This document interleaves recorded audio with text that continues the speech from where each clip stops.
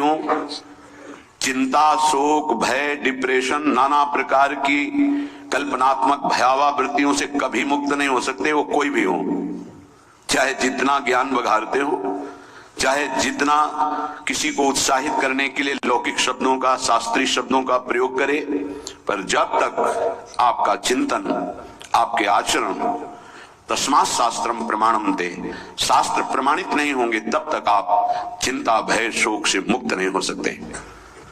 चाहे जितनी संपत्ति एकत्रित कर लीजिए, चाहे जितना नाम यश कीर्ति हो जाए पूर्व पुण्य प्रताप से, अध्यात्म को ना मानने वाले, ना जानने वाले, भगवान को ना मानने वाले, ना जानने वाले त्रिकाल में कभी सुखी नहीं हो सकते। अंत तो गत्वा बड़ी दुर्गति होती है। पर थोड़ी देर के लिए केवल चांस दिया जाता है। आप चाहे पापाचरण कर लो, भगवान की निंदा कर लो, या आप सत आचरण करके भगवान की उपासना करके मुक्त हो जाओ। ये छूट आपको है। इसलिए आप अपने समय को दिव्यता की तरफ बढ़ाएं, पशुता की तरफ नहीं। दिव्यता केवल मानव देह से ही प्राप्त की जा सकती है। नाना प्रकार की भोग सामग्रियां पशुओं को भी प्राप्त हैं, असुरों को भी प्राप्त हैं, मानव को भी प्राप्त हैं, पर मानव देह से ही केवल दिव्य भगवत प्राप्ति की जा सकती है और किसी योनि से नहीं। जिसे भगवत प्राप्ति हो गई उसके लिए दुर्लभ क्या रह गया। आत्यंतिक दुख की निवृत्ति का नाम भगवत प्राप्ति है। जहां किंचन मात्र दुख की संभावना नहीं, परमानंद ही परमानंद है। और यही तो खोज रहा है हर व्यक्ति, पर वो खोज रहा है गलत दिशा में, किसी वस्तु, व्यक्ति, स्थान में, धन संपत्ति, पद प्रतिष्ठा में, लोक लोकांतर की वासनाओं की पूर्ति में सुख मानने वाला कभी सुखी नहीं हो सकता।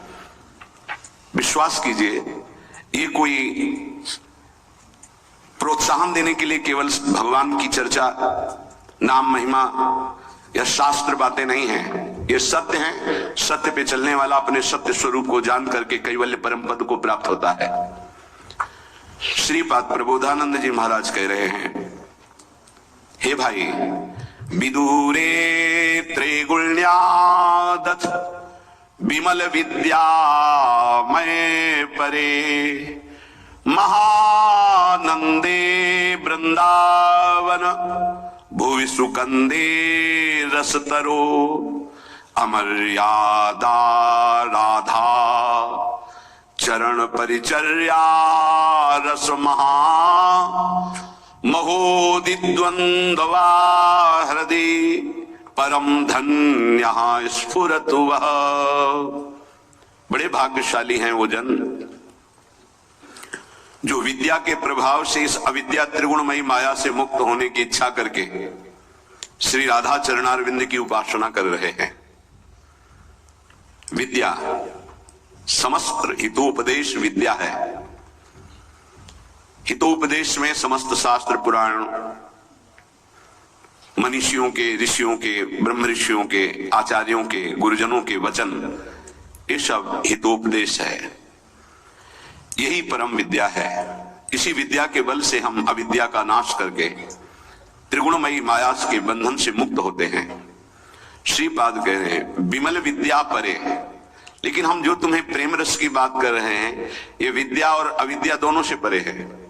त्रिगुणमयी अविद्या को विद्या के द्वारा जो जीत चुके हैं, उनके लिए भी जो दुर्लभ रस है, वो महा आनंद वृंदावन भूमि में जो रस का मूल है, सुंदर कंदे, सुकंदे, जो सुंदर आनंद का मूल है, प्रेम रस का मूल है, उस श्री धाम वृंदावन, जहां अमर्यादा राधा चरण परिचर्या रस महा। अमर्यादा जो वेद की मर्यादा है, उससे परे प्रेम की मर्यादा, प्रेम की एक मर्यादा है जो वो किसी की मर्यादा नहीं रखता। अमर्यादोन्मीलत सुरत रस पीयूष जलधिस तरंगई रुत्तुंगई।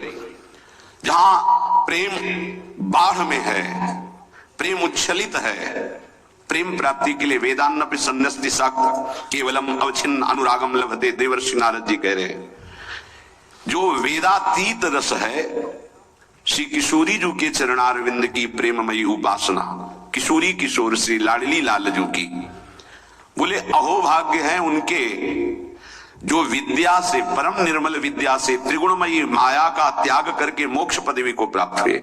उनसे भी महाभाग्य उनके हैं जो वृंदावन भूमि में वेदातीत रस का मूल श्री प्रियाजू के चरणारविंद हैं। उन चरणारविंद की परिचर्या जिनको मिल गई है, ये बड़ा गूढ़ विषय।